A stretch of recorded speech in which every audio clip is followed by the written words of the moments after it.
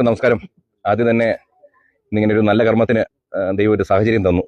അപ്പോൾ നമ്മളെല്ലാവരെയും ക്ഷണിച്ചു. ഇന്ന് ഞാൻ വിചാരിച്ചതിനേക്കാൾ കൂടുതൽ ജനത്തിൻ്റെ പങ്കാളിത്തം, ഒപ്പം മാധ്യമ സുഹൃത്തുക്കളോട് വലിയൊരു നന്ദി. കാരണം വെച്ച് കഴിഞ്ഞാൽ ഇത് കഴിഞ്ഞ തദ്ദേശ സ്വയംഭരണ തെരഞ്ഞെടുപ്പ് സമയത്താണ് ഇവിടെ പ്രചരണത്തിനായിട്ട് വന്നപ്പോൾ ഇവിടെ പുറകിൽ നിൽപ്പുണ്ട് കൃഷ്ണകുമാർ, ഇവിടുത്തെ യുവമോർച്ചയുടെ മണ്ഡലം സെക്രട്ടറിയാണ്. അദ്ദേഹം ഇങ്ങനെ പറഞ്ഞു, ഇവിടെ നിൽക്കുന്ന സ്ഥാനാർത്ഥിയാണ് ശ്രുതി. ശ്രുതിയെ കാണുന്നില്ല, മൈക്കിൻ്റെ ഇടയിലായിപ്പോയി. അപ്പോൾ ശ്രുതിയുടെ വീട് ഒന്ന് വന്ന് കാണണം.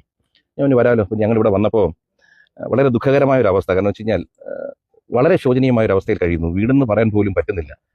അപ്പോൾ അന്ന് എന്താണെന്നറിയില്ല, അന്ന് മനസ്സിൽ ഇങ്ങനെ ഒരു ഇലക്ഷൻ സമയത്ത് നമുക്ക് വലിയ വാഗ്ദാനങ്ങൾ കൊടുക്കാൻ പാടില്ല.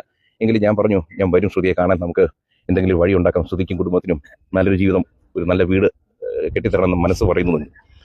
ഒരു ദൈവാനുഗ്രഹം പോലെ. അപ്പം ഞങ്ങൾക്കൊരു സംഘടനയുണ്ട്, അഹാദിഷിക എന്ന് പറഞ്ഞൊരു ചാരിറ്റബിൾ സംഘടനയാണ്. ഭാര്യയും മക്കളുമാണ് അത് നടത്തുന്നത്. ഇവരോടൊക്കെ പറഞ്ഞു, ഞാൻ പറഞ്ഞു ഇങ്ങനെയാണ്, കുറച്ച് പൈസയൊക്കെ തരണം. അങ്ങനെ ഇവരെല്ലാവരും പണ്ടും എനിക്ക് പല പരിപാടികളിലും നമ്മളിങ്ങനെ ചെയ്യുമ്പോൾ തരാറുണ്ട്. ഇത്തവണയും തന്നു.